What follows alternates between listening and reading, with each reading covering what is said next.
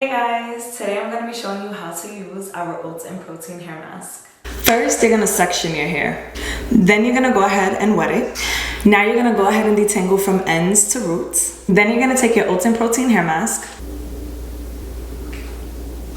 I take a pretty decent amount because it is a deep conditioner with added protein, and I love to lather my hair in a deep conditioner.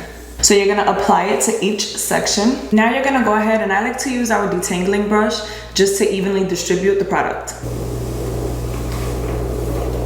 Now you're just gonna go ahead and apply this in sections to the rest of your head. Now you're gonna go ahead and put it up in a cap, and you're gonna leave it like this for 10 to 15 minutes under heat if preferred, and then rinse it out.